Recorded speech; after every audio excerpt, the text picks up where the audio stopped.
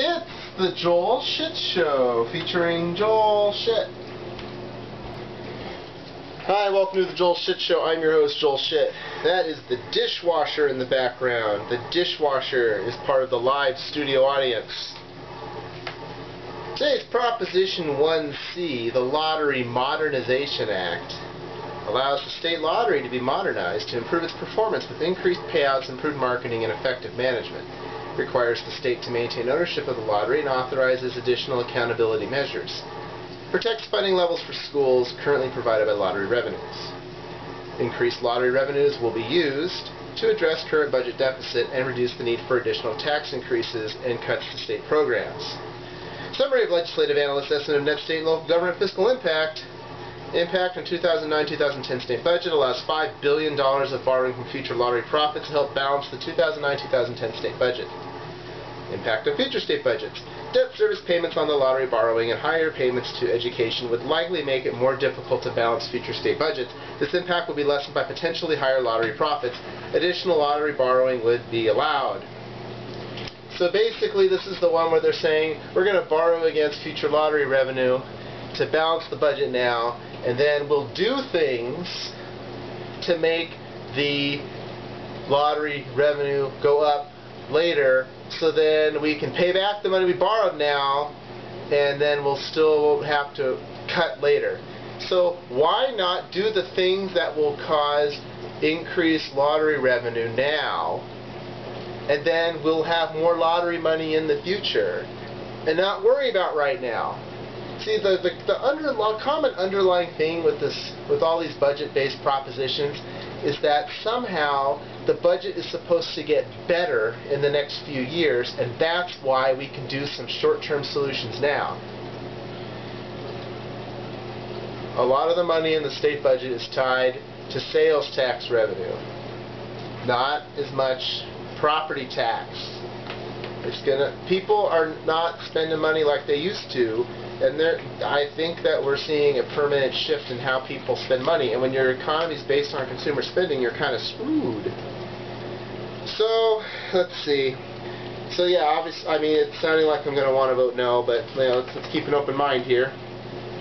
So let's see. The argument in favor of Proposition 1C. Modernize our lottery and provide immediate funds to help our budget crisis and avoid more tax hikes. I don't like this modernize our lottery. It's a lottery. It is what it is. You can't modernize it. Protect these vital services and avoid further tax increases. A responsible, immediate solution to our fiscal crisis. Our lottery can bring in much more revenue to the state. New revenue without higher taxes. Protect lottery funding for our schools. Modernizing the lottery will help California.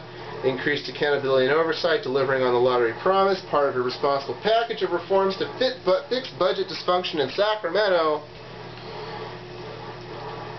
Same people that supported 1A and all the others. CABudgetReformNow.com, CABudgetReformNow.com. That's they're the ones that want all 6 of these. It's a .com, but it's funded by this is probably funded indirectly by the government.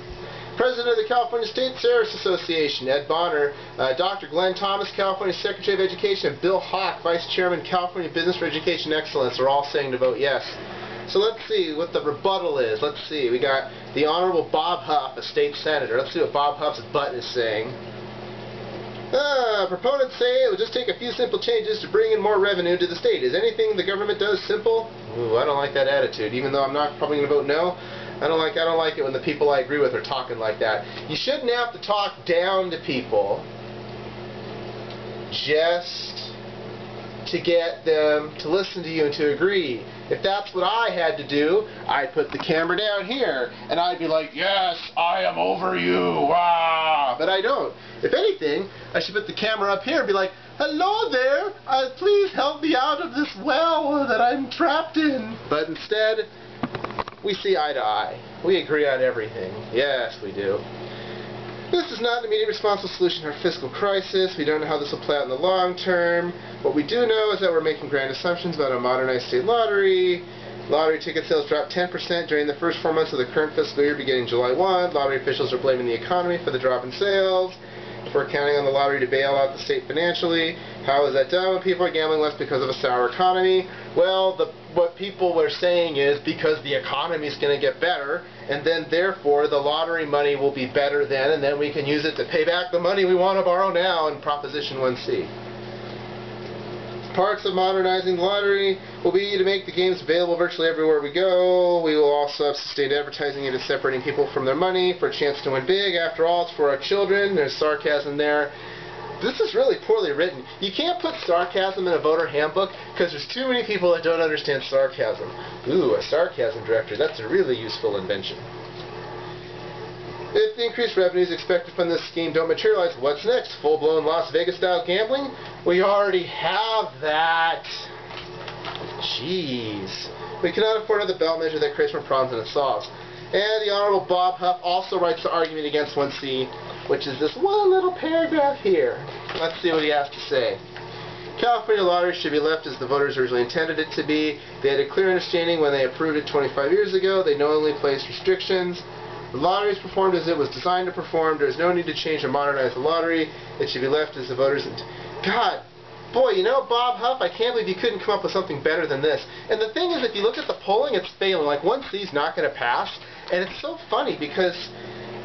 I don't know. I don't know what to say. If everyone hates 1C so much, then why could they only get Bob Huff to talk about it and write this piece of shit little paragraph? Look how much white space there is. It's a terrible layout. It's like looking at the Oakland Tribune.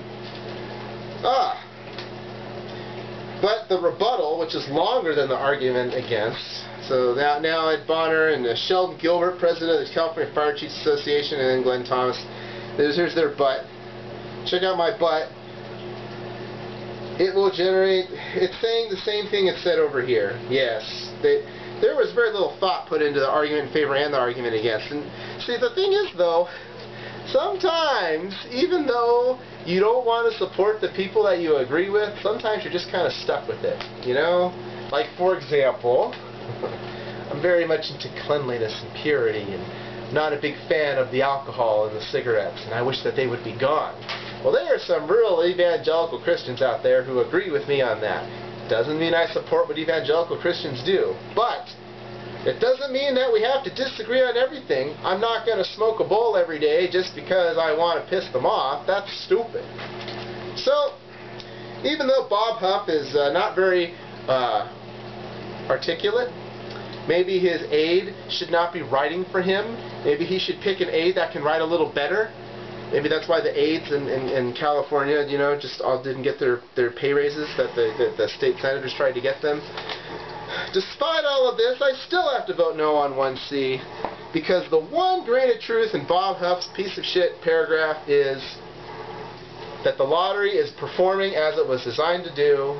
This has nothing to do with expanding game. Well, if it passes, it probably would expand gaming, but if this isn't about wanting or not wanting to expand gaming.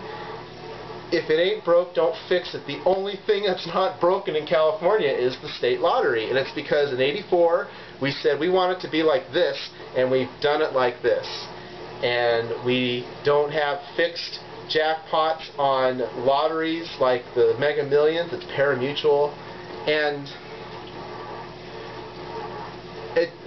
I don't understand why. I don't get it. I think that both sides are completely full of shit here.